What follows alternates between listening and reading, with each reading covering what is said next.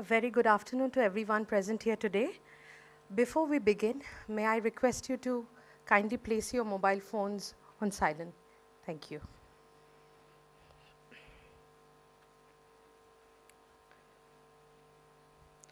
Esteemed panelists, distinguished guests, ladies and gentlemen, it is my privilege to welcome you all to Sapru House for today's panel discussion on deciphering the implications of Bangladesh and Myanmar's election. We are honored to have with us a distinguished panel of experts, and we sincerely thank our speakers for graciously accepting our invitation. Allow me to briefly outline the program for today. The session will begin with the opening remarks by the chair, Ambassador Preet Malik, former Ambassador of India to Myanmar. The first speaker will be Dr. Sreeradha Datta, Professor, Jindal School of International Affairs, OP Jindal Global University, and former Director, Maulana Azad Institute of Asian Studies, Kolkata. This will be followed by Mr. Jayanta Roy Chowdhury, Editor, United News of India. The third panelist will be Ms. Rami Desai, Distinguished Fellow at the India Foundation. And the final speaker of the day will be Mr. Sabyasachi Dutta, Executive Director, Asian Confluence. The first two speakers will reflect on Bangladesh. Third and fourth speakers in the panel will discuss Myanmar. The panel discussion will conclude with a brief question and answer session moderated by the chair. With this, may I now request Ambassador Preet Malik to kindly deliver his opening remarks and conduct the proceedings. Over to you, sir.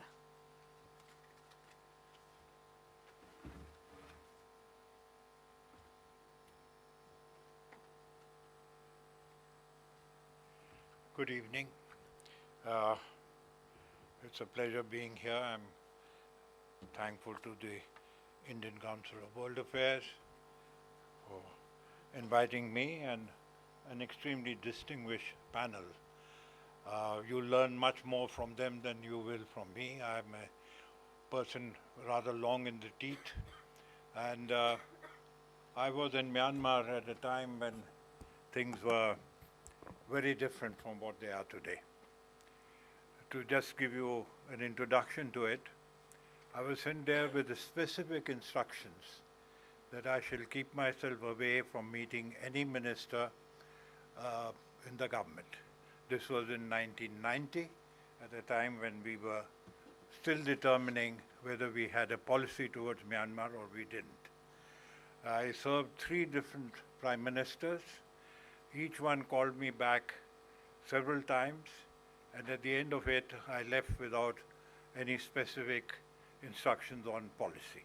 So that has subsequently changed, and now we follow strictly the principle that those in power are the ones that we will continue to deal with.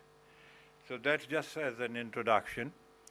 One thing I would like to sort of emphasize as the commonality between what has happened in Myanmar's elections, which started in December last year, ended in January this year, and the elections that took place only the other day in the month of February in Bangladesh.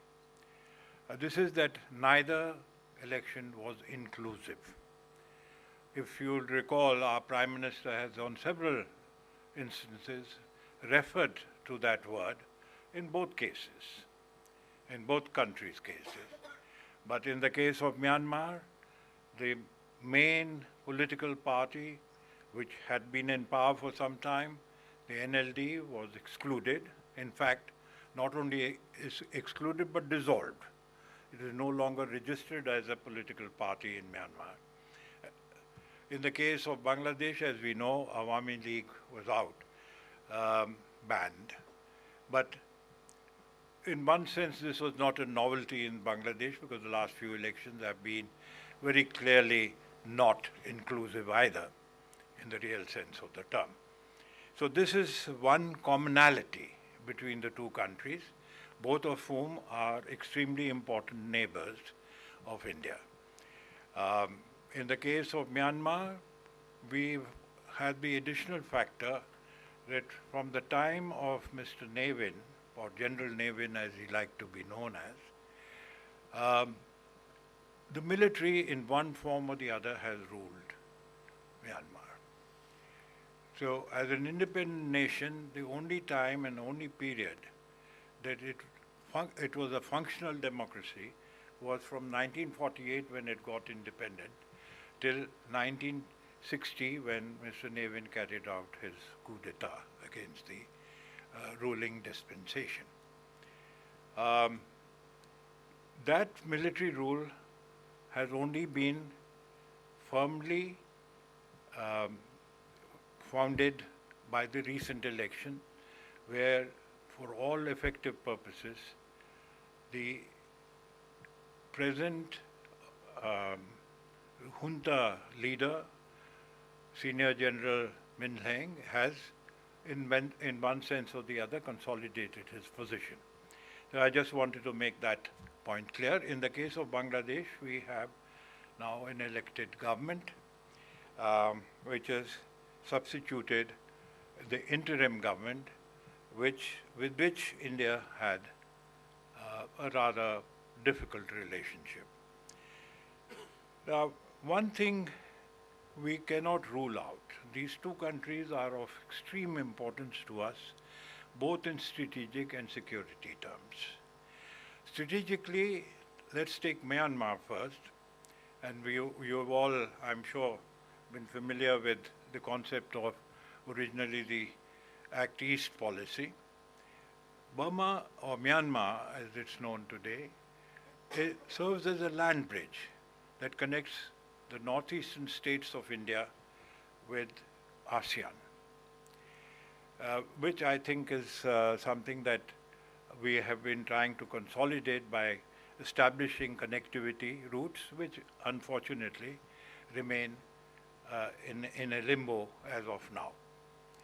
The other part has been the issue of security where Myanmar is concerned. We have insurgent groups from India that are located on the soil of Myanmar, which are from time to time given support by either China directly or indirectly through its ethnic groups that it tends to control within Myanmar.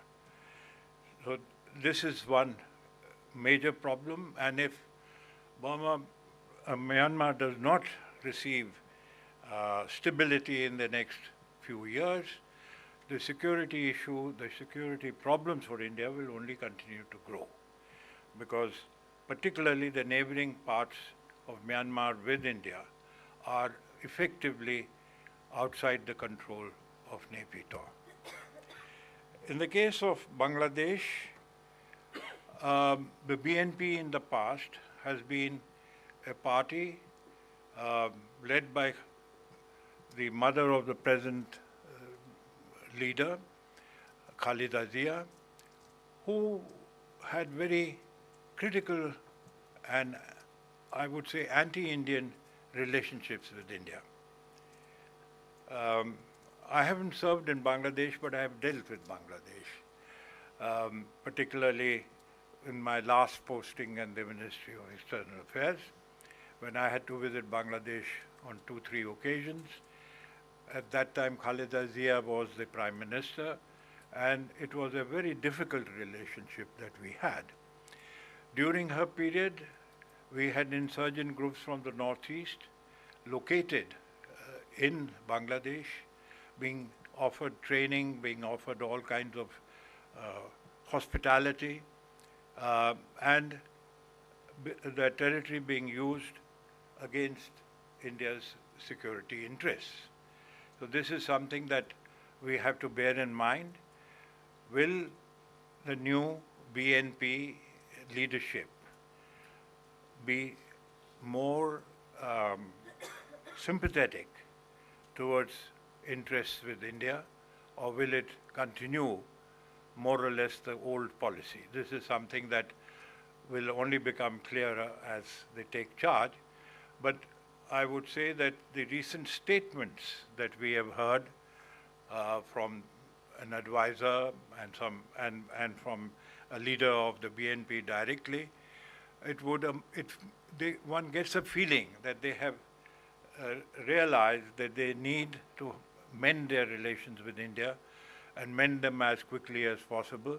At the same time, they have made it very clear that they will have a relationship that serves their interests, and in that they have named India, Pakistan, and China. So there is a kind of a balance that they are trying to strike as far as their relationships are concerned. Effectively, can they ignore India? Can they leave out India's interests from their reckoning? These are the issues that they will have to deal with. And how will India deal with the new dispensation? As far as the Prime Minister's recent congratulatory messages to the new leadership indicate that India has moved rapidly in trying to establish, let us say, a firmer relationship with the new dispensation, which is a positive, which is a very positive factor. So what exactly can we expect now? One side you have a newly elected government in Myanmar, which will come into being sometime in the month of March. Issue will be, will the senior general now become president of Myanmar? Because that is one of the issues that the new parliament will have to deal with, because they will have to elect a president. That is one aspect that is somewhat unclear at the moment, but the fact of the matter is that that is something that once the panelists get into the details, you will be able to get at least a reasonable picture of what can be expected. From my reading of the situation, I would imagine that the gentleman will be more or less an uncontested president of the country. So in a manner of speaking, we'll continue to deal with a known figure. We have been dealing with him now for over 2 years, and he's a known figure as far as India is concerned. In the case of Bangladesh, of course, we have a new leader, but a leader who in the past was accused of corrupt practices, of throwing his weight around, and has been in exile for, 17 years? Will he now be a person who's changed, who's learned from his experiences, who's understood the consequences of dealing with a country which has got problems, which cannot be ignored? It has an economic issue, it has issues of dealing with the society in general. It also has to deal with youth, an element which today happens to be important. You can't ignore the fact that it was a youth-led revolt against the previous Prime Minister and her regime, and they managed and succeeded in getting her out of power. They have also, although they may have only got 6 seats or whatever, the fact of the matter is that they can't be ignored any longer. They have to be taken into account, and I noticed that Mr. Tariq Hussain has visited not only the Jamaat-e-Islami group, but also the students group. So that shows that there is a recognition of what are the important areas that need to be taken into account. So let me just say that mine is purely an introduction. I'm not going to go into any details, but I will leave that to the very distinguished panel that we have. 2 of them will be giving you their ideas and their knowledge of what Myanmar is and is up to. The other 2 will give you a clear idea of what Bangladesh is up to. So we'll hear them, and then after that we will have a discussion, I hope, which will throw further light on what we are faced with. So thank you very much, and now it's open to the panel.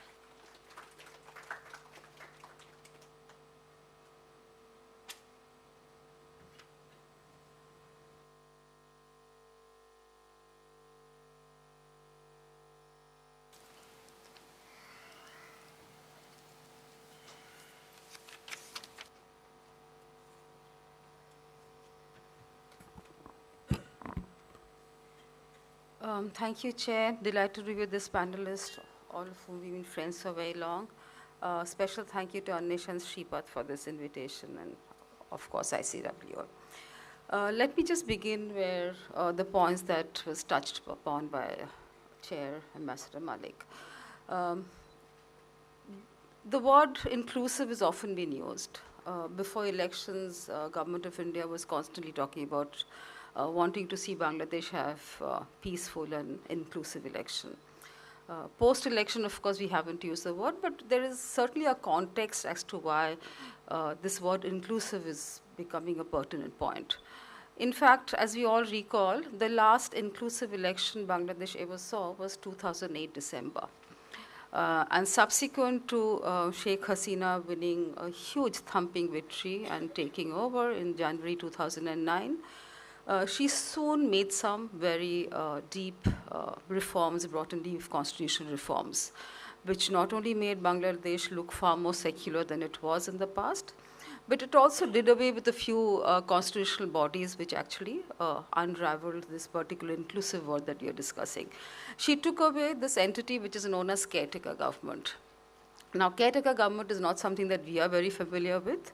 It's one of the few experiments in this part of the world, but it has worked fabulously well for Bangladesh, where despite being in the government, the political parties don't trust that political party which is heading the government, which is why caretaker government was usually ushered in, which is headed by the last retired Supreme Court judge, and the entire cabinet was formed of technocrats, again consensually decided.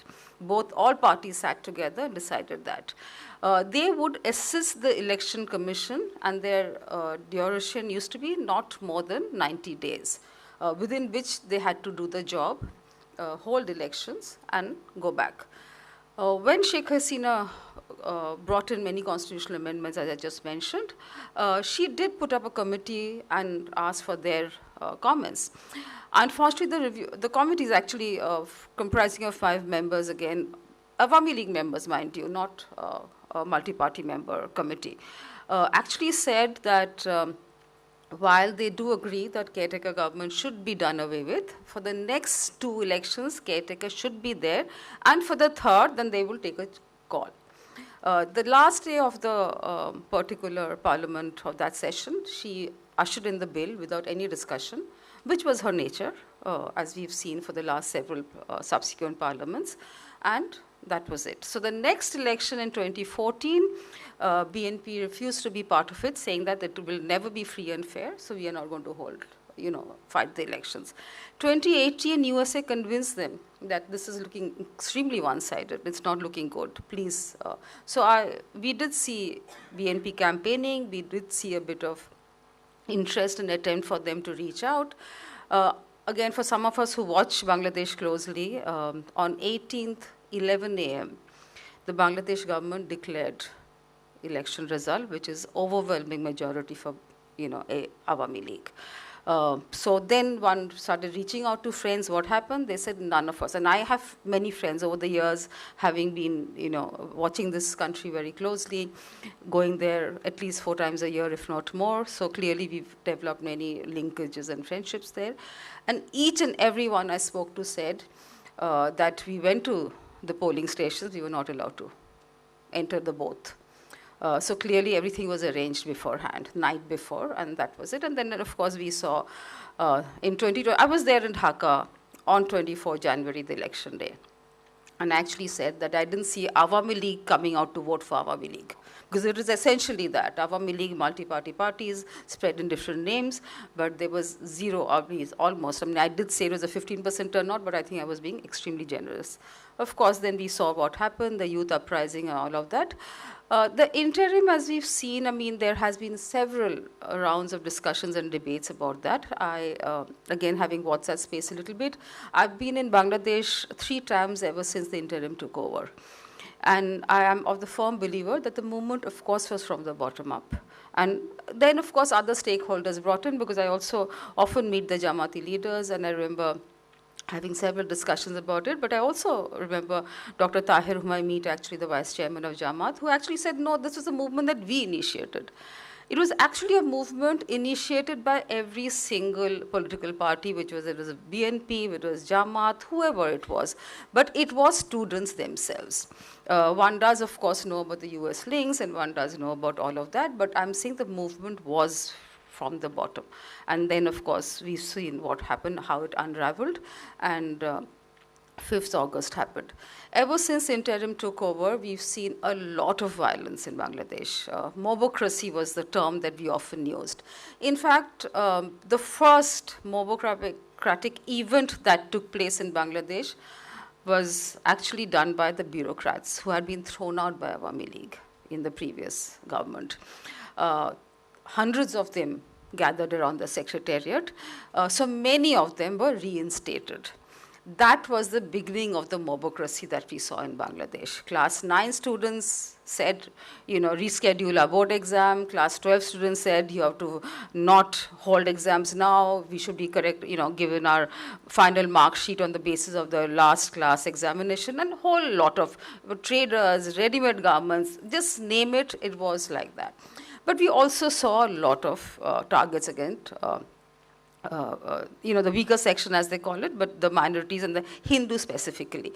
So for many of us watching here from Delhi, and especially different parts of Delhi and India and Delhi specifically, it didn't look good. And despite the fact that Foreign Secretary went and he came back and gave an extremely positive statement in the parliament where he said that the US government was keen to work with India, but his one request was that the former Prime Minister Sheikh Hasina should not be making any political statements. He said it in the parliament, but of course we've seen otherwise.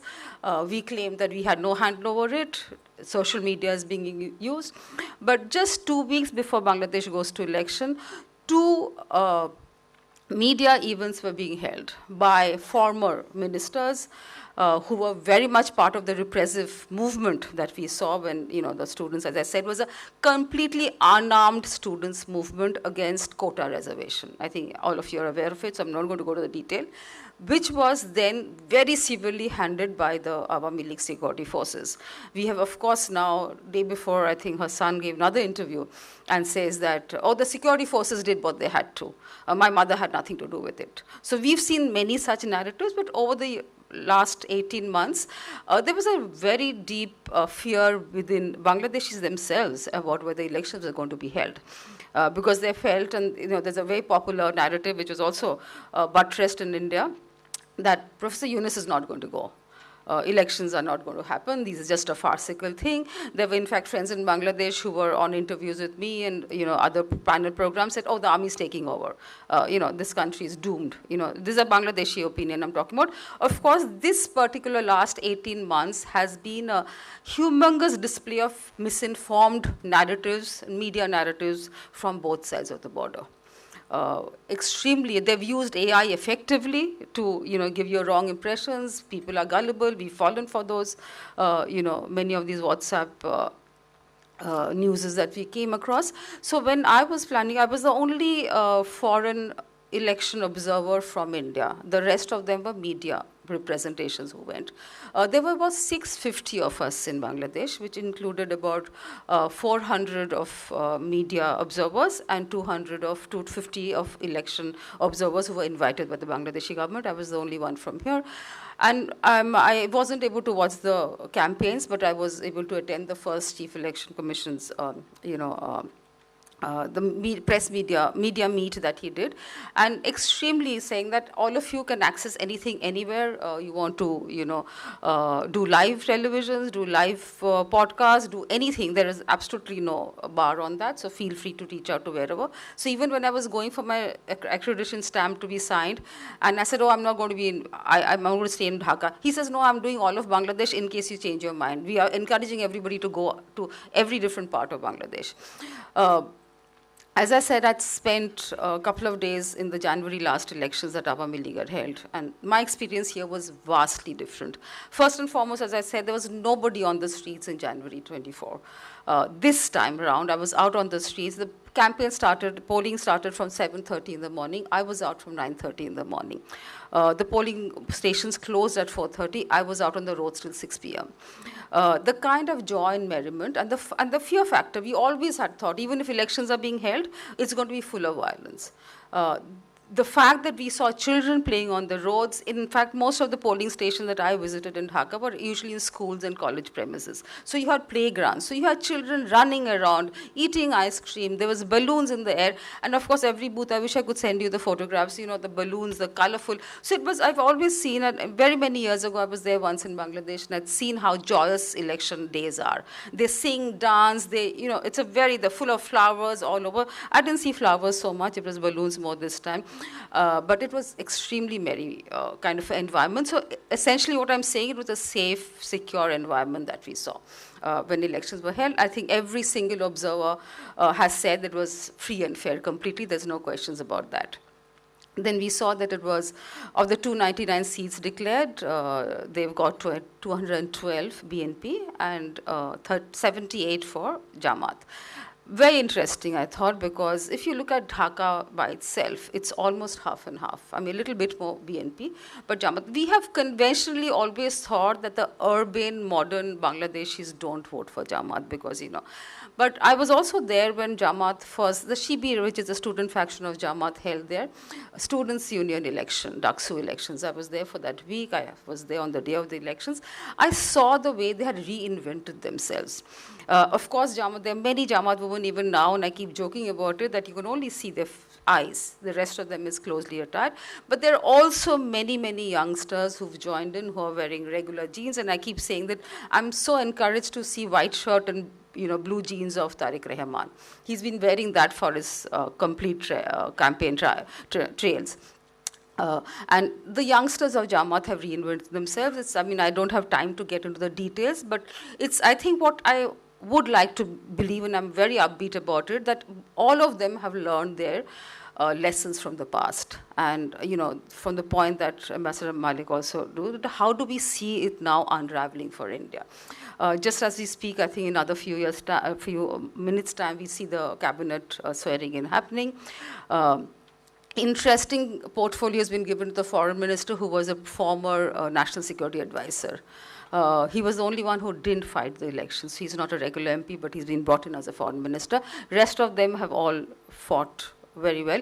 Some of the seats, and this is very interesting, there is, of course, been some very robust fights there, and many of the seats, especially in Dhaka, especially there's some special seats in Dhaka which always says that controls, if Dhaka seats are won by that party, it controls rest of Bangladesh.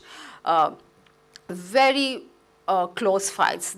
One has won by 1,000 margin, only 1,000 votes. But a large number has won by 2,000 votes. So I'm going to wrap up by saying, how do I see this unraveling for India? As of yet, we've heard some extremely moderate voices coming, not only from BNP, but also from Jamaat Islami. As I said, I'd met them a few times over, and I said, well, what about your 71, and then your anti-India association? They said, well, we've learned our mistakes. We realize Bangladesh is an entity we have to accept. We've gone over it. Our leaders have talked about it. So I'm just very hopeful. Of course, there are many issues. We know how minority is an issue here. I was just hearing a interview by one of the joint secretaries, Humayun Kabir, who talks about the fact that, we all have issues on both our sides. So let's not make it believe that's only one-sided problem. We have water issues that you've not discussed. So right now we have Ganges Water Treaty, which was 30 years, which is up for renewal in another few months' time. We have TISA, which is again a critical bit, because as you recall, during the interim, the TISA management project, which they had, Sheikh Hasina, actually her cabinet had designed, was almost being given to China, but that has been kind of, stopped. So I'm hoping that India is going to address, one, of course, is the Hasina factor. And I think they all understand and agree that, Hasina is a very honored guest for India. So extradition is not a choice.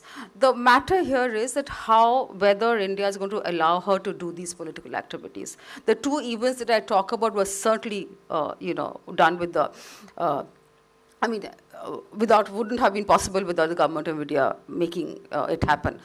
So I think that's what we have to see ahead. As I said, they've said whether Tariq Zia can walk the talk is something which we'll have to see, because as we know, while Prime Minister says something, there are many layers within every nation, which also includes the bureaucracy, who have a different point of view, who have strong different point of view. And one of the first challenges that Tariq Rahman has for himself here is to ensure law and order. We've seen the police force, which has been a very maligned force because they were very misused during Asina's time. So that force has been half revamped, not fully. So that's a critical bit. So law and order, political stability.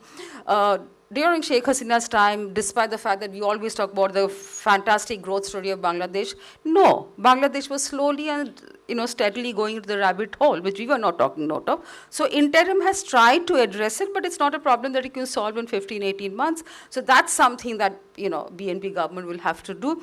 So obviously domestic issues are their priority, but I think nobody has ever denied the fact that India is their most important neighbor. In every single statement of yours, it comes to whether it's Shafiqur Rahman, which is the Jamaat chief, or whether it was BNP. There are contentious issues on both sides, but I think with the intention being right, I'm very upbeat that India and Bangladesh can, I think, reset their relationship, need to reboot their relationship. And I think for us, it's kind of important that we, also reach out to Bangladesh. And I'm hopeful this is going to be a stable government. It's a government where we'll see opposition really put the pressure. And not only the opposition, 40% of the first-time voters, which was between 18 to 38, are going to keep the pressure on Bangladesh. Bangladesh always has an extremely robust civil society. And I feel this term round, both opposition and the government is going to be responsible partners, and we hope Bangladesh is going to see stable days ahead. Thank you.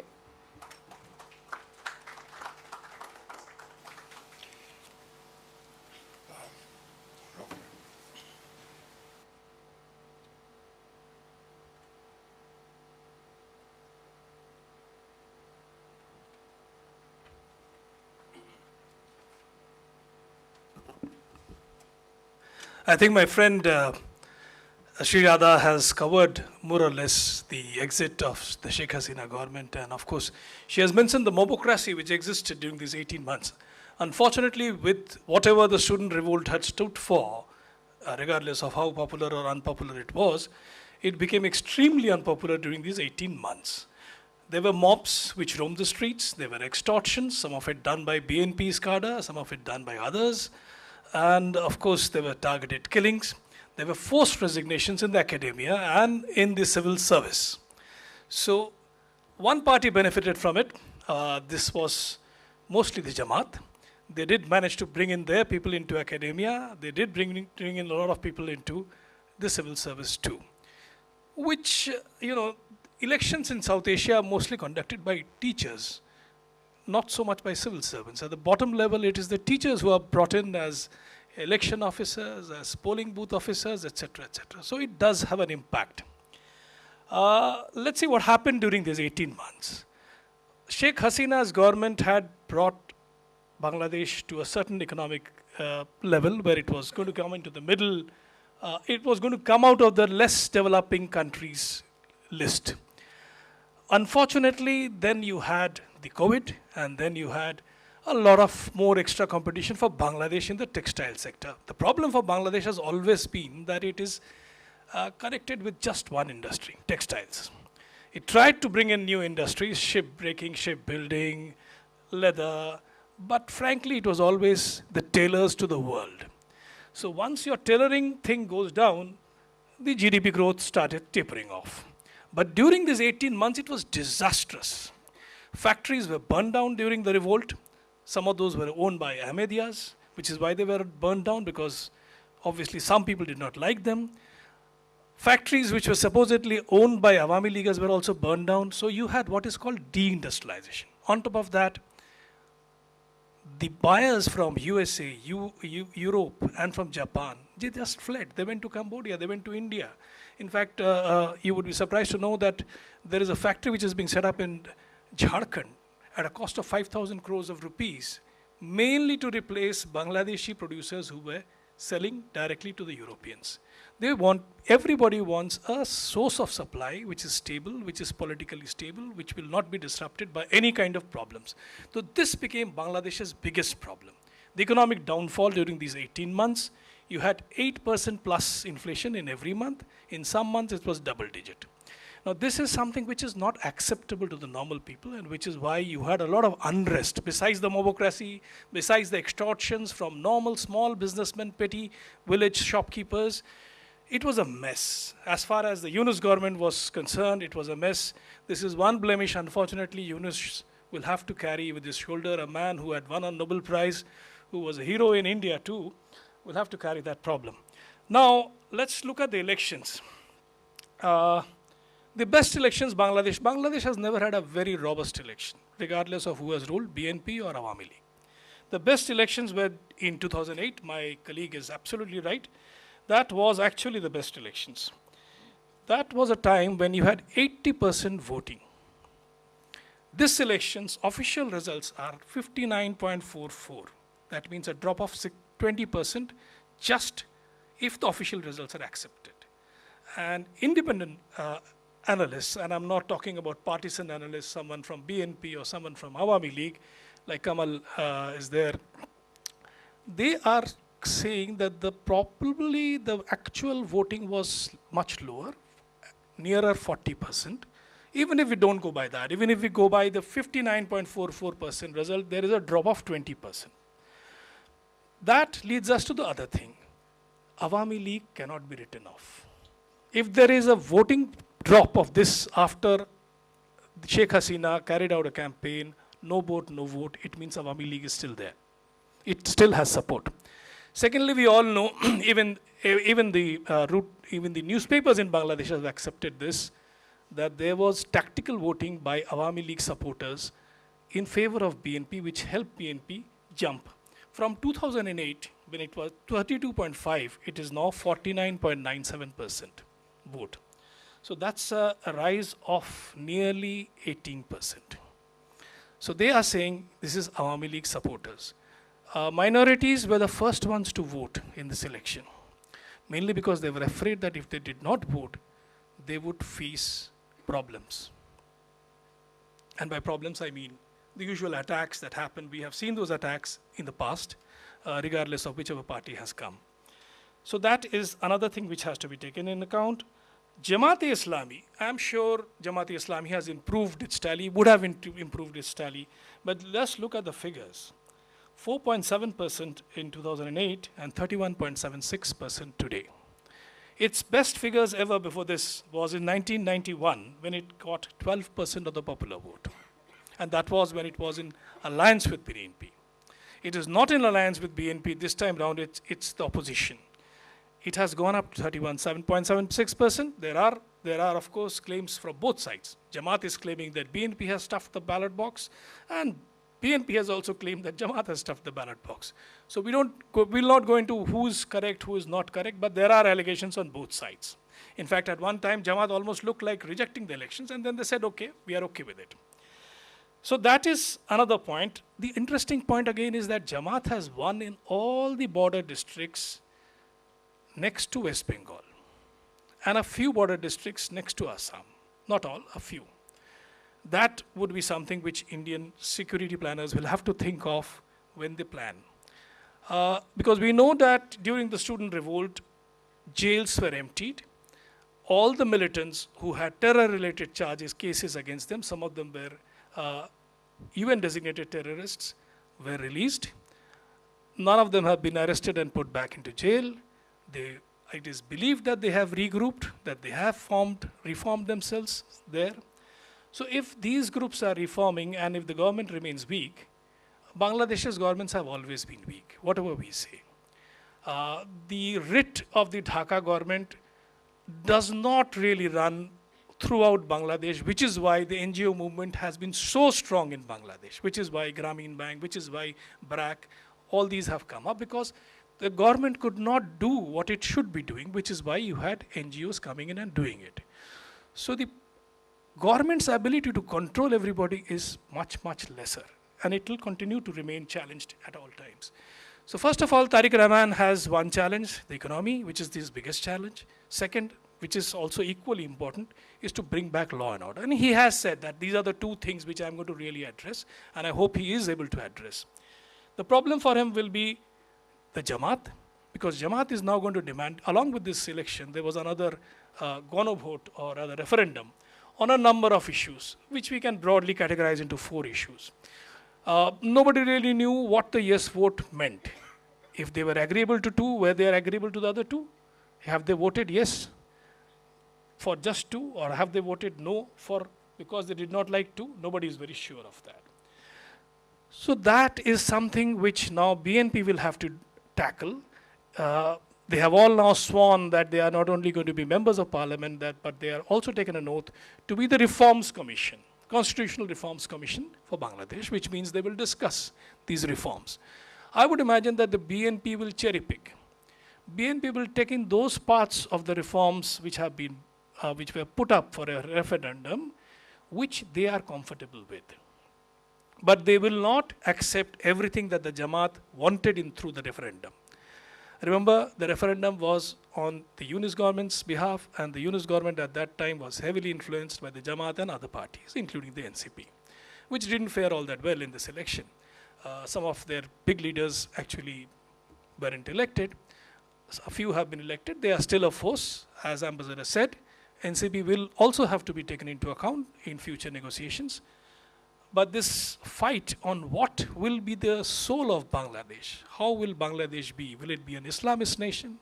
Will it have 2 terms for a prime minister and no 3rd term? All this will have to be decided in this parliament, which means 77 people who are part of the Jamaat-led alliance will be battling it out with 212.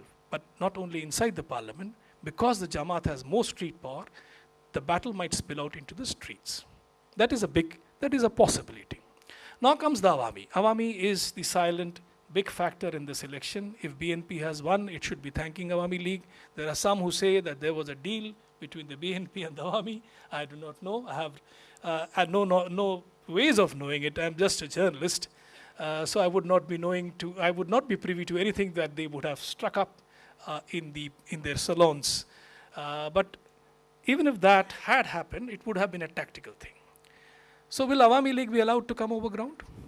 It has not been banned. It has been banned from elections. So ideally, they should be allowed to come up. Whether they will be or not is something again which the Jamaat and the BNP will have to decide, because Jamaat will have a voice on this too. Let's see how it moves. If they are not allowed, we will have to remember that there will be this section of population which will not be happy with whatever is happening. We have to go back a little in history to understand that even in the 1930s, there were 2 streams of thought in what was then Bengal. For the Muslim Bengalis, there were 2 parties. One was the Muslim League, which had been founded by the Nawab of Dhaka, and the other was the Praja Krishak Party, which was a more pro-peasant party. I won't really call it a socialist party, but it was certainly more pro-peasant, led by Fazlul Haq. Fazlul Haq was Premier of Bengal, as you all know, United Bengal. He also tried, Sohrawardi, all of them tried for a United Bengal. It didn't work out. Neither Muslim League under Jinnah nor Congress was willing to accept this, nor was Bengal willing to accept it, so Bengal was split. Fazlul Haq had by then joined the Muslim League in the 1940. He was the mover of the Pakistan. I'll wind up. So very quickly, they again came out, they became the Awami. So these 2 streams of consciousness remain, and the third is Jamaat. So we cannot say we will get rid of one stream of thought and go on running that country. If that country continues, there will be problems within that country. And that will be added to whatever problems Bangladesh already has. Consequently, my belief is they will have to come to some kind of an understanding, and all 3 political players will have to be allowed to play. If they don't, there will be problem. Bringing back Hasina is a problem for Tariq Rahman. He will be stuck with, if he jails her or if he hangs her, he's going to have problems.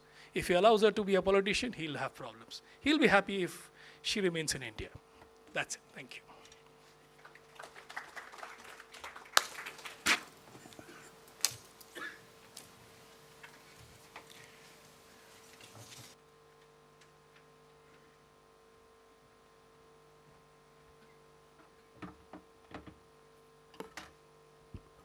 Good evening and namaskar. Right at the outset, I'd like to thank Sripati, Anvesha, ICWA for putting this together, because I really do believe that Bangladesh and Myanmar need to be seen as a whole instead of separately.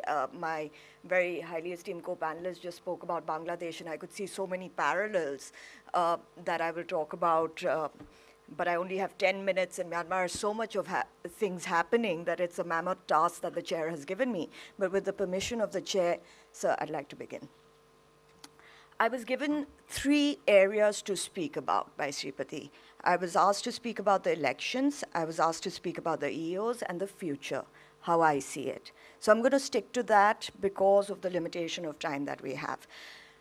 The elections, they were highly anticipated because it was after the coup, and the coup was highly publicized because of the arrest of Daw Aung San Suu Kyi.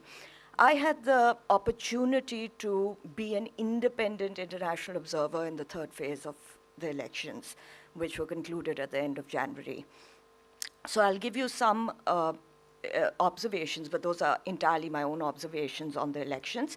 But just to give you an idea, the 64 parties approximately contested, 6 were national level parties, and the rest were regional parties. 4,900 candidates shed their uniforms, military uniforms, to join, contest the elections. USDP was the favorite in terms of anybody who was watching Myanmar thought that USDP would come into power. It's the erstwhile military-backed party. We also saw that all these observations came true because USDP won by 81%. The lower house, 232 out of 262 seats, upper house, 109 out of 157 seats.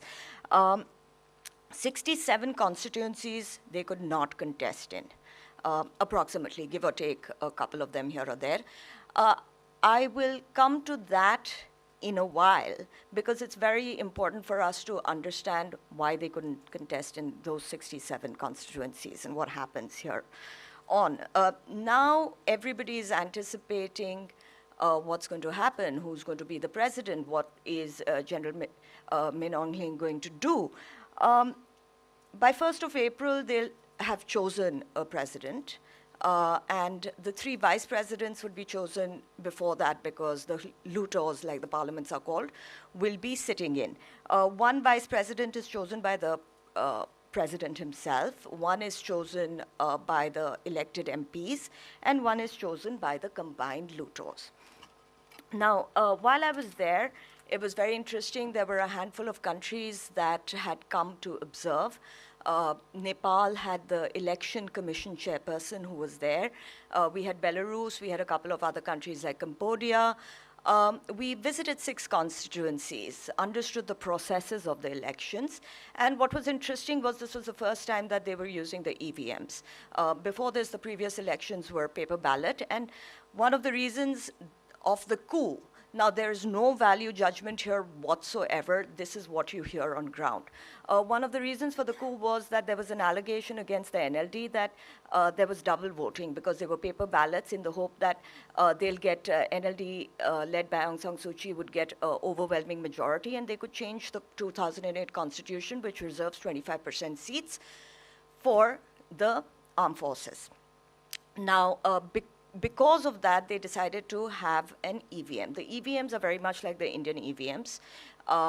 They are inspired by the Indian EVMs. They are not at all, we don't have a role in making them. They're indigenously made. I happened to meet and discuss at detail with the EVM committee as well.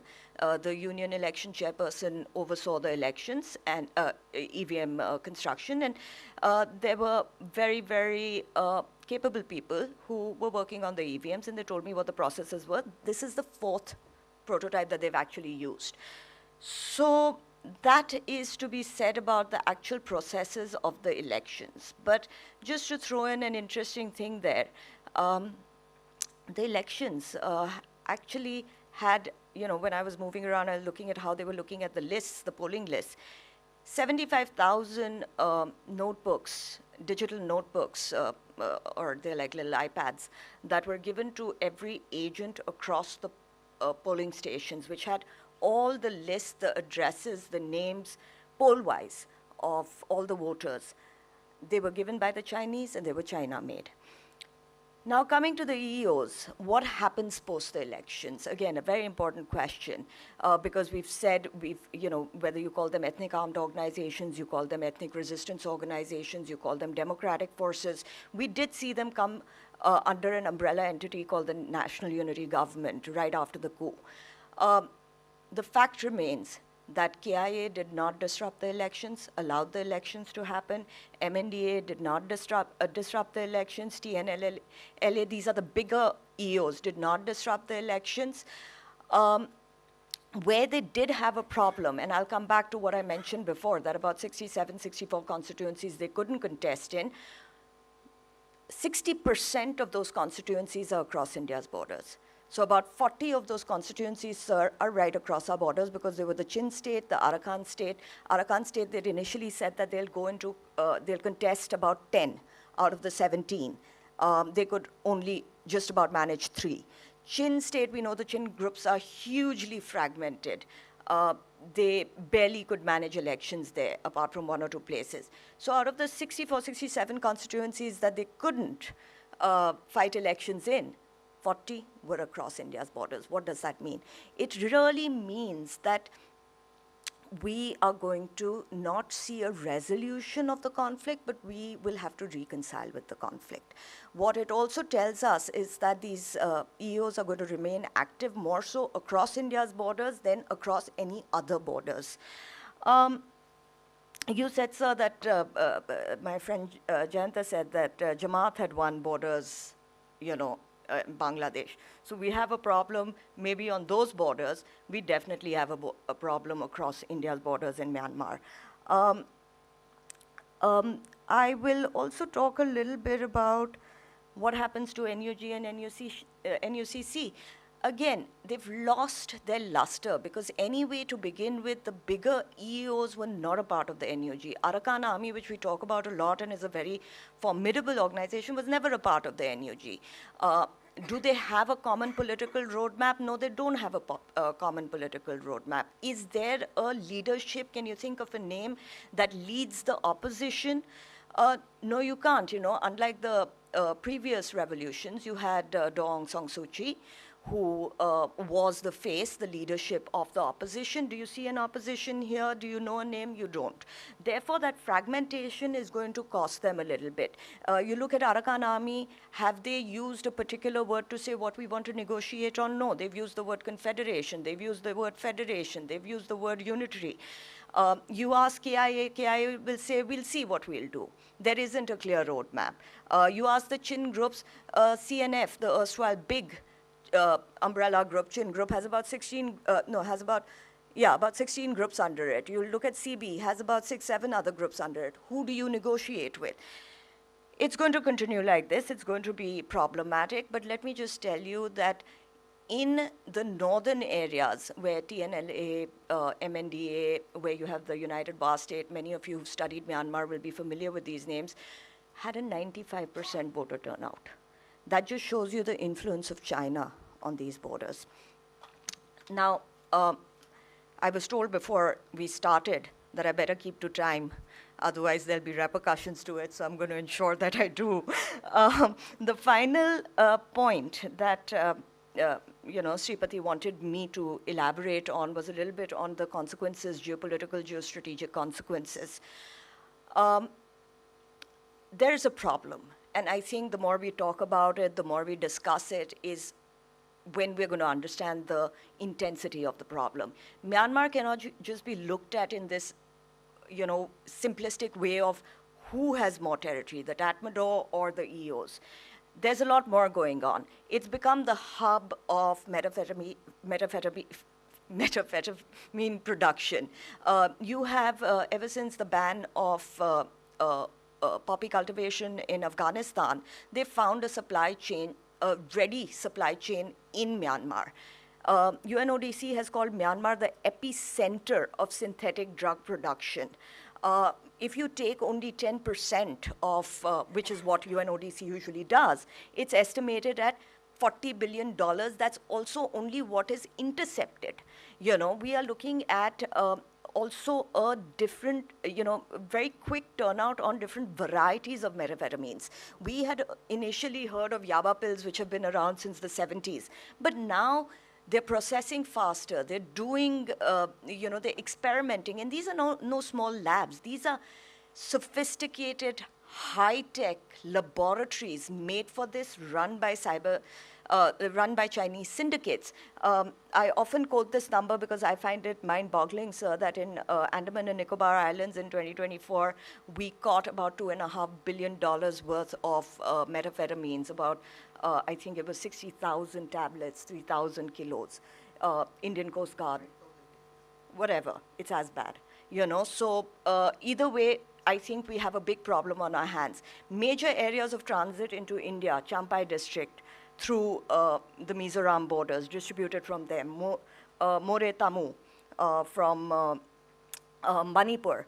Nagaland, repercussions, is it just the fact that it's narcotics trafficking has repercussions on, safety? No. There are developmental repercussions and there are health repercussions. There's a reason that Mizoram has the highest rate of HIV in the country.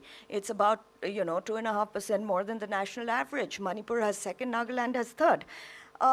What else is happening there? And again, I am just giving you a brief outliner. Cyber scams cost us 22,500 crores last year in revenue. And again, sir, that's only what is reported.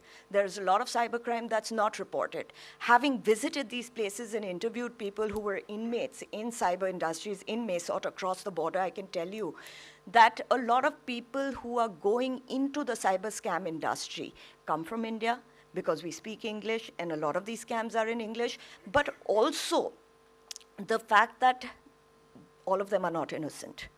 A lot of them are choosing to go there. Out of the 3 people I interviewed, one of them knew why he was going. Number 2, apart from it being financially problematic for us, the fact of the matter is, again, cyber scams are run by Chinese syndicates. This money is going to Chinese syndicates.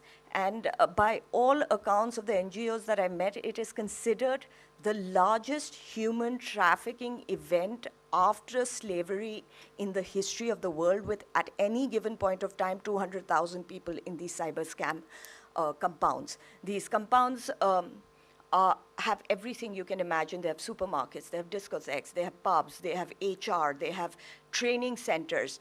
And if you end up failing, there could be organ trade. India has done a great job with repatriation. What is really sad is some of the smaller countries, maybe from Africa, maybe other countries, their inmates remain there. There isn't anybody to repatriate them. The third thing is what happens. We've done, the critical earth. Again, just give me 2 minutes, this is very important. The critical earth minerals. We've started talking about it, but we've started talking about it 15 years after China's already started doing it. The China-US tariff war really moved things. When the US put tariffs on China, the first thing China did is it said, we can't sell you any critical earth minerals. The minute they did that, US lifted sanctions off the Tatmadaw. How did that happen so quickly? Because the US lens on the Tatmadaw, the armed forces, the military junta, has been always very clear. But they lifted sanctions. Not only did they lift sanctions, there were also credible reports, and this is all public reports that you can find, which said that they were looking at offers from KIA and other groups to access critical earth in Myanmar. The problem, obviously, is China has processing units, is the biggest buyer of critical earth and heavy rare earth elements from Myanmar. 90% of the processing is done in China, and 90% of any of this across the world comes from China. So by the time the rest of the world catches up, I think we're going to have a fairly big problem on our hands. For India, it's also going to be problematic because it's going to bring a lot of foreign interference in our backyard. A lot of other countries are going to be interested in cutting deals, getting entry, the narcotics is going to keep the ethnic armed organizations alive. To this date, I've been watching the EOs very closely. From the kind of weapons they used to have, the kind of systems they used to have, they're far more sophisticated in 2 years. Ladies and gentlemen, when I say that they were buying parts for, drones, today, they're just buying the most sophisticated drones outright. They are also buying anti-drone systems. So they're not going to have a dearth of money to buy any of this.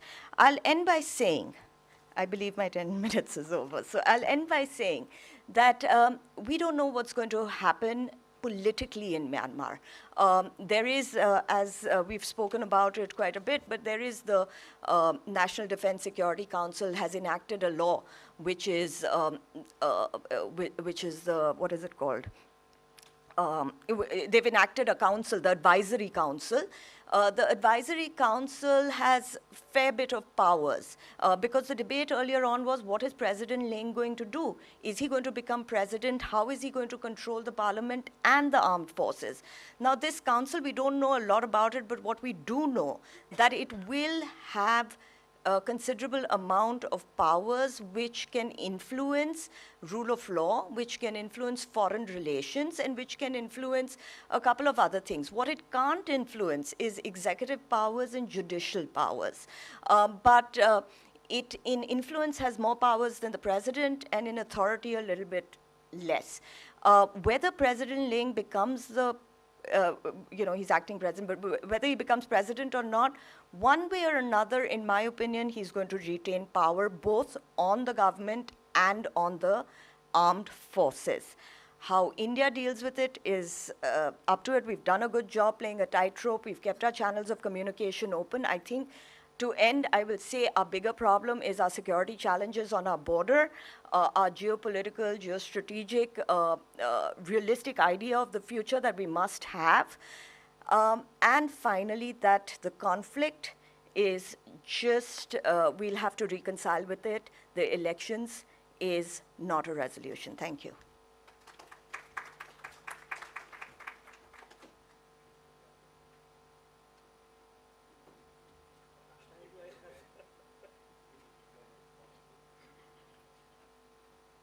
Rami, I think.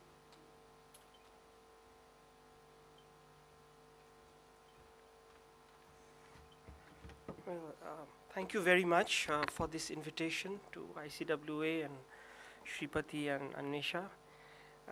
I'm the last speaker, and I know that we're already 20 minutes behind time, so I will try and, the previous speaker, Rami, who's a good friend, has already given a very good takedown on the issues in Myanmar. But what I will attempt to do is, first of all, I say that Asian Confluence, the organization I am with, is a think tank in the northeastern region. And we have borders both with Bangladesh and Myanmar. And it is vital for India's interests and connectivity to the Bay of Bengal. Both of these countries, whether it's through Bangladesh or through Myanmar, is what makes the Northeast, relieves it from its landlockedness. So therefore, looking at it from that perspective, the first thing I see is that if we look across the borders, we have a huge humanitarian crisis in Myanmar. There's a lot of population who are discontent, economically deprived. Rami has talked about the crime angle, the drug angle, the contestations, and we have, so when we look at security, when we look at economics, we have to see that we are operating on a landscape where the population is extremely deprived and subject and very vulnerable to humanitarian, whether it's disasters or whether it's disease or whatever it is. With that prism, if I look at the elections, I did have a chance to visit Myanmar several times, and once also we were received by the general himself in a so-called peace meet, which talked about how he wanted to bring peace to the country. But what this, and after speaking to quite a few people, there were glimmers of, hope that the elections might be a window to something new, to something different. Post-elections, what we see is that the elections are being looked at as sort of a power engineering exercise. It will give the general, especially with the establishment of the Union Legislative Council, sweeping powers. So it gives him a lot of leeway on what is the future direction of what's going to happen, him as an individual, The second thing is that we see a large number of votes, of course, people who have been voted by the USDP. How the USDP, with their large numbers and the relations between the general and the USDP, so the military and the political party is going to play out, is going to be an interesting prism, I think, to watch out for. It may offer opportunities, and I think that is a ray of hope that we can see. Some overtures from the general after the elections. You might have heard that one of the former senior ministers, Tun Tunang, who was was arrested, and he was for charges against crime in these syndicates and all of that. So there has been an attempt to show that good governance and all of that. There are ways in which the general they're trying to show that they are talking to people who have spoken to who are part of the national ceasefire agreement. So those overtures are happening. Whether these are symbolic or whether they are real, it remains to be seen. Overall, I think the military is heading for a time where, with a military mindset, it is going to be looking at conflicts with the other players. And I'll just talk to you about the other players. I've clubbed them into two parts. But we see a lot of aerial bombing, and especially with the new set of drones they've had. That has gone down as rather being the military being anti-people, and exacerbated the humanitarian crisis. So whatever the guerrilla warfare is, whatever is happening, the military's carpet bombing almost across before the elections and even after the elections, as we speak, hasn't gone down well with the people. So if you believe in the principle that the government is for the people of the country, then this is not really gelling too well.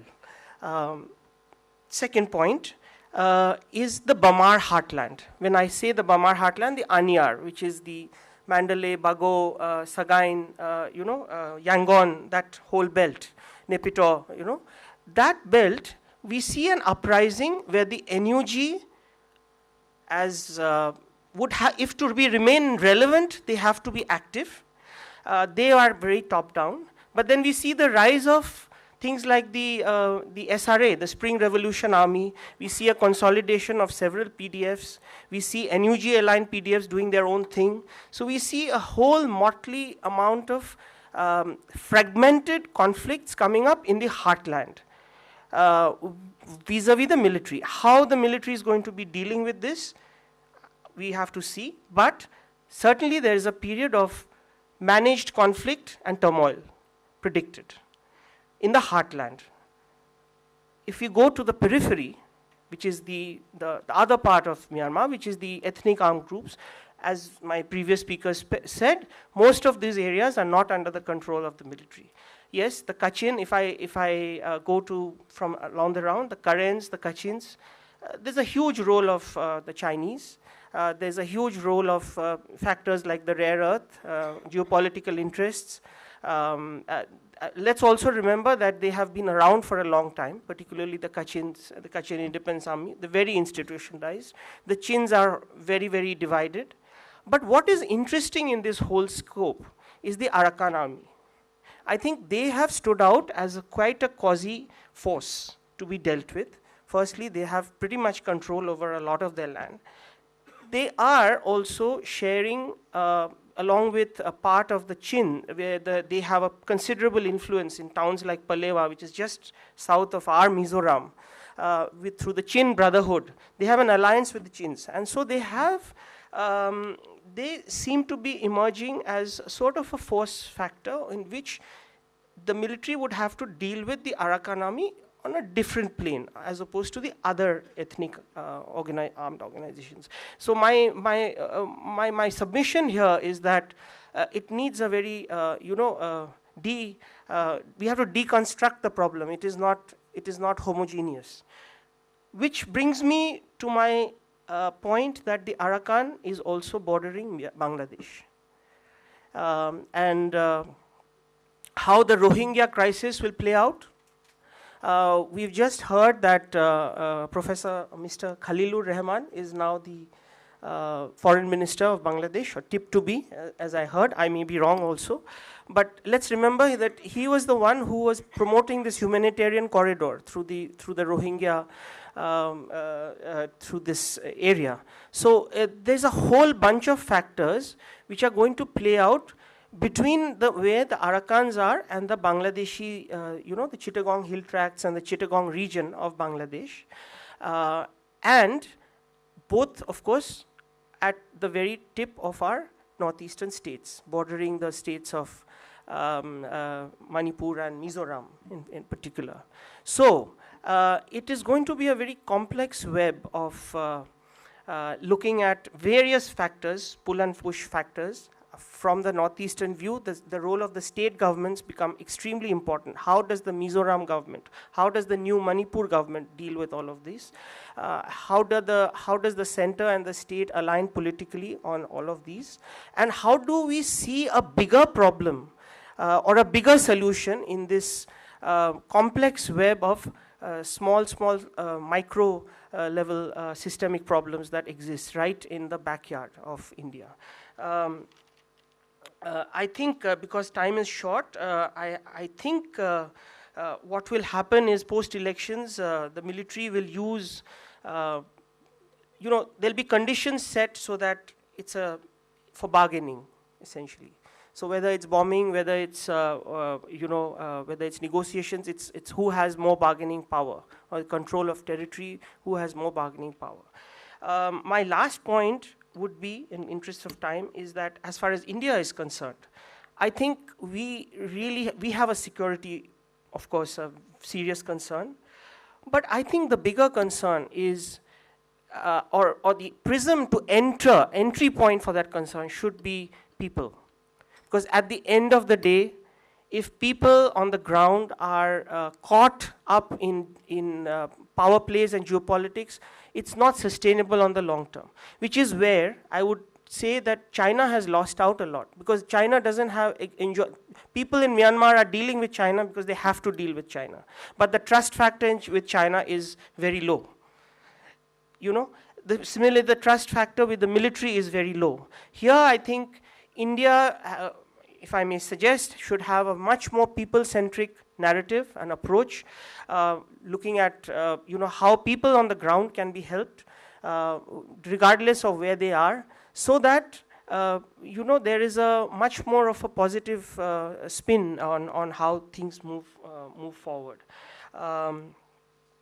I think the role of the new Bangladesh government, the role of the state governments, the role of engaging the SAC, the role of engaging the so-called non-state but state actors in this case, like the Arakan army. It's a whole bunch of stakeholders who are converging in a very small geography, and how we engage with them, how one engages with the other, remains to be seen. This would be a point where the senior general, there is one light at the end of the tunnel, which is my wishful thinking. I give it all my, is that if some morning he gets up and says, I've had enough of war, I think I should bring everybody across the table and make them talk to each other. And my people are suffering. My people are suffering, or our people are suffering. If that happens, that seems to be the only way. Of course, this is me talking, as an individual. But other than that, I think we see a time of institutionalized fragmentation, prolonged conflict, at least in the medium to short to medium term, and of course how the long term plays is anybody's guess. Thank you very much. Is this working? Well, we have crossed every possible boundary as far as time is concerned. So quickly let me open the floor for any questions. But before you do, can I ask one question? Sure. Nobody has referred to the quiet person behind everything, and that is the United States of America, where Bangladesh is concerned.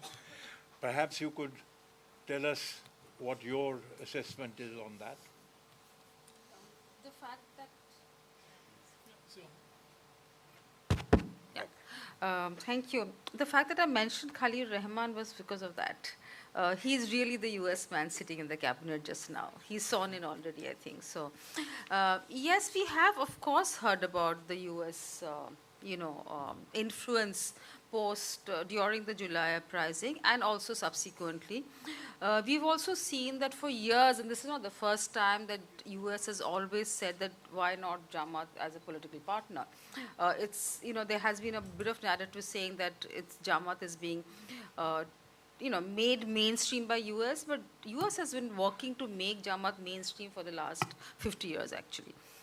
So it's not new. And I think at this point of time, and this was probably the only chance, and I think that was, adequately explained by both of us, that first time we've seen Jamaat become mainstream. And their linkages with the US is very clear. The fact that NSA, who was not MP, the rest of all the ministers have won the election in some constituency. So there is a bit of influence. We've also seen the interim cabinet just 3 days before the election, 4 days maybe, they signed a pact with the US, which amongst many other, apart from the tariff line, which has been brought down to 19 from 50 and 30 and all that, there's also a large defense military side to it, including many trade, issues, which was, if you look at the first few pages of the the agreement, Bangladesh will, Bangladesh will, Bangladesh will. Next page, US may, but again Bangladesh will. So clearly there's, and there's no way this particular government can walk out of that.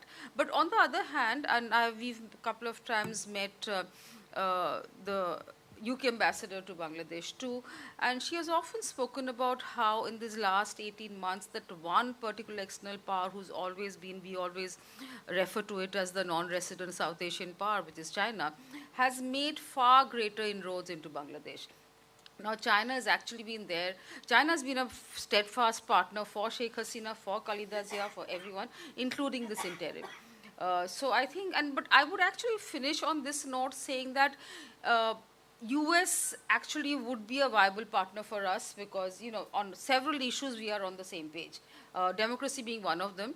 But in other consideration of, traditions, values, norms, I think US and India align on various issues, while for us, China, of course, is an again, despite the fact that China has worked so closely with Bangladesh, in fact, is the only one who's given them support for infrastructure and everything that works within China, but they've not got into a debt ratio problem. So Bangladesh has also been very cautious about that. So I think we not only have to watch US, but we'll also have to very closely watch China, and that both of them are going to be factors for India. Okay, thank you. I'll throw the floor open. I think please give your name and direct the question at whoever you really want to. Thank you, Chair. I'm Subodh. I'm Research Associate at Indian Council of World Affairs, and my question is to any panelist on Bangladesh. I just wanted to know what would be the direction of Bangladesh politics given the context Jamaat and NCPs sitting in opposition, and the history of revenge politics in Bangladesh, and of course the political appointments especially, and of course the Jamaat leadership meeting with Tariq Rahman and tweeting about that they made and that they will be cooperating as a constructive opposition, and avoid revenge politics. It was also request. Similarly, NCP leader is also meeting with Tariq Rahman and same thing. Thank you. Yeah. So, okay. So there are two things. I think there are two basic branches which you want to talk about. One is Bangladesh's internal politics, and the other is the external politics. So let me address the external politics first. Obviously, they will have to reset their relations with India, if we want to use the word reset, but it has to be gradual. They will not want to rush into anything where they are branded by the opposition as pro-Indian, which was the problem for Sheikh Hasina. And India will also have to walk carefully because it would like relations to improve without again being branded as in any manner for that matter. So it will be an incremental betterment of our relationship, which is what I would imagine Tariq Rahman would aim at. He would not like to make an enemy out of India, as Yunus did, whatever he wants to say, but the fact is we were not exactly on the best of terms. As far as domestic politics is concerned, I did say, and I think Sreeradha will also agree, that Jamaat will be increasingly more and more powerful, both on the streets and in parliament. So BNP will have to mind its P's and Q's accordingly. The decision on in what way Awami League will be allowed or not allowed will also again rest on these two parties and also on the streets, because if Awami League reframes itself, which it seems likely to do, so we'll have to watch out for that. I think you wanted to. He's bringing you the mic.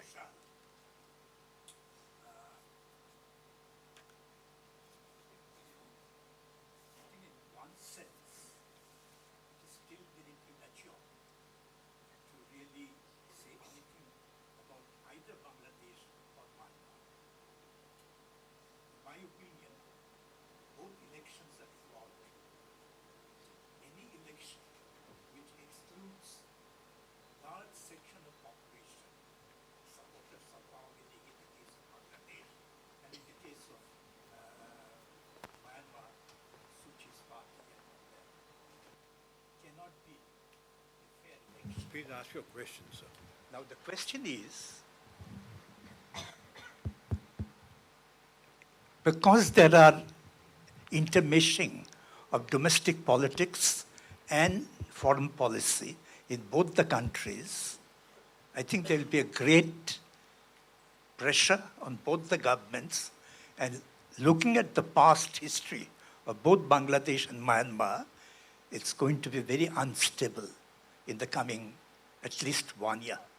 I mean, that's the thing. Just a comment, not a question. Okay. Any other questions? Go ahead. Then after that, I can take only, I think, 2 or 3 questions. So let me take all 3 together. Good afternoon. Thank you, Chair and panelists, for your insights.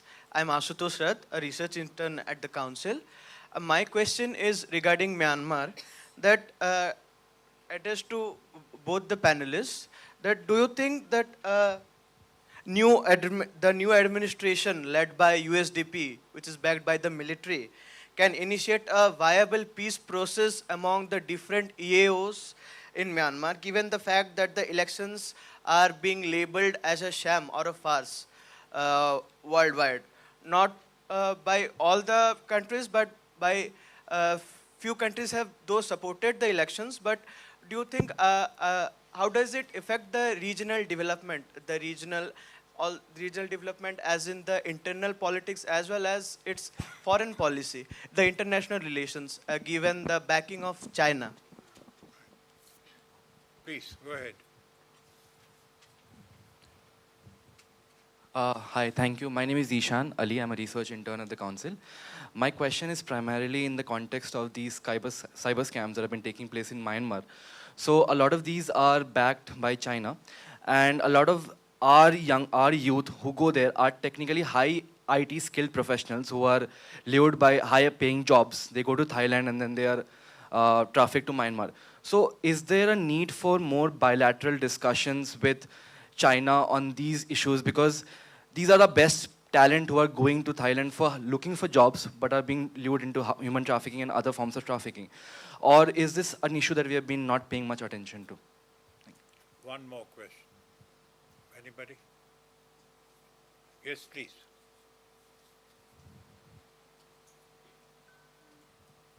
Hello everyone, my name is Mohammad Hadi Raza, and my question is that during 2001 and 2006 when BNP and Jamaat was in coalition, we have seen the rise in India's insurgent groups.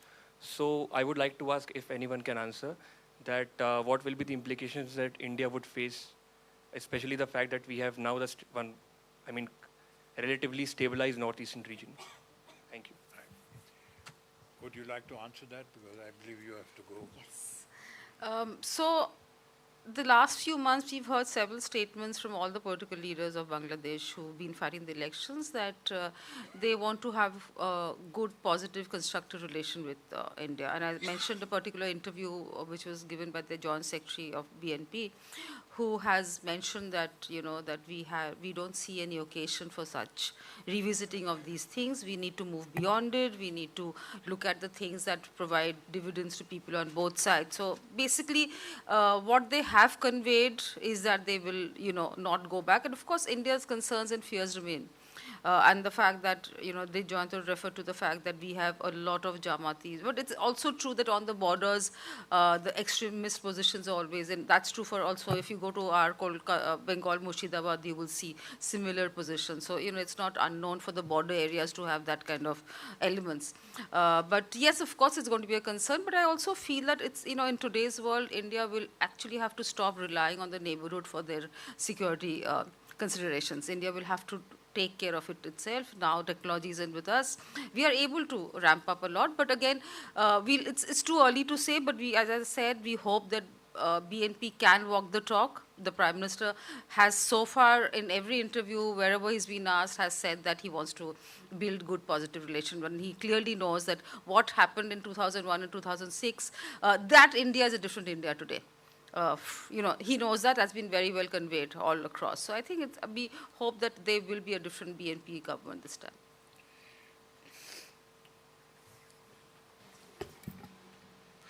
time. Just a very quick answer to the idea of peace process, right? You had asked. Well, it really depends on the on the military, the senior general. But there is. If he wishes to, of course, but he has to take, I think, the onus is on how to build the trust, or at least an atmosphere of having a talk, which has not happened so far. And I think the fundamental of it is that, these continued bombings before the election, during and after, I think that has created an atmosphere where talks are looking very difficult to have. So it depends on them. So I'll answer both the questions. I'm glad that you asked about the peace process. I will diverge a little bit from what Sabya said. Sabya totally taken that into account. I think the responsibility also lies on the EOs. The reason the responsibility lies on the EOs is it going to be ethnicity for the ethnic areas? Are the Chins going to allow non-Chins to be there? Are the Arakans going to allow the Rohingyas to come back? Is Kachin going to be Kachin dominated? It has to then also, there has to be responsibility from there, and also they have to appoint people who can negotiate. Now, if Chin has over, 30 fragments, who do you negotiate with? Who is the deciding person? If you go to CNF says that we think CB betrayed us because they partnered with Arakan and allowed them to take Paletwa, which is a Chin state. Does Arakan go any further into Chin state? Will there be that kind of fight as well? So I think it goes both ways. There is an institution called NSPNC, which is the negotiating body for ethnic armed organizations that have come on board. They've invited people to give them talks on federalism. There was one of them that Sabya and me were at as well. In my limited capacity and with absolute humility, I say this, there is a lot of capacity building that needs to be done for them to understand federalism in its true sense. It's an alien concept. At this point, they're thinking of either moving towards Indian federalism or Swiss. Now, where has that come from? So I think these are things that we need to think about. China, yes, has a lot of influence on some of the northern EOs. It also, in a way, has influence on right down to Arakan, because they did cut a deal with Arakan to safeguard Chop Pho port. Can India do the same with its EOs across the border? Can it be a mediating partner? This is something that I think agencies need to decide themselves. Cyber scams. Cyber scams do not only attract highly educated individuals. The 3 people that I interviewed were all semi-literate, but they spoke English because every Indian, sir, speaks some level of English. What they need is people to go on social media and to be able to type messages. These people had never traveled abroad. They didn't know where they were. They thought they were going to Thailand. They didn't know how to navigate this situation. It was lucky that they got out alive. So there are a lot of people who are not IT professionals, so that makes it very difficult. To have a talk with China in a bilateral way for cyber scams isn't really going to work, because China itself did the Three Brotherhood Alliance and a crackdown to make sure that the Tatmadaw did a crackdown on the cyber scams in Kokang region. That's when they moved to Mayawadi. So China wants to have nothing to do with them. It possibly has to be a multilateral platform, because it not only affects us, it affects other countries, it affects Thailand, Cambodia, Vietnam, Myanmar itself. So it has to be a multilateral platform, which we need to have better intelligence sharing. We need to bring on other countries like US and EU that are impacted. Last point. Somebody mentioned legitimacy.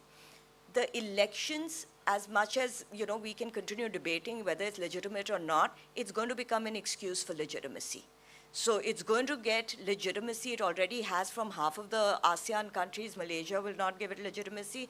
US has lifted sanctions. If US does that, Singapore will, EU will. We can debate whether it's legitimate or not. That aside, it's going to gain them more legitimacy than they had before.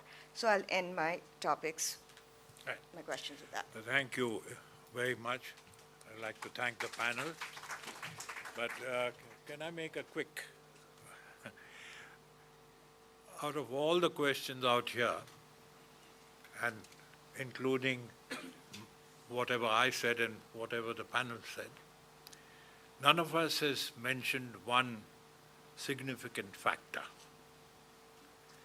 And that is that if there's one lesson India should have learned from what happened in Bangladesh, it is that you cannot afford, as a country, to place all your eggs in one basket. That was one of the biggest factors which we should have discussed. None of us mentioned it. So I'm just mentioning it so that it comes on record. I think we've taken a hell of a lot of time. It just shows how interesting the panel was. And now I think we should get ready to have a cup of tea. Yes, sir. Thank you, sir. Thank you, the chair. Thank you, panelists. Thank you, everyone, for joining us. I request all of you to join us for high tea and refreshments at the foyer. Thank you.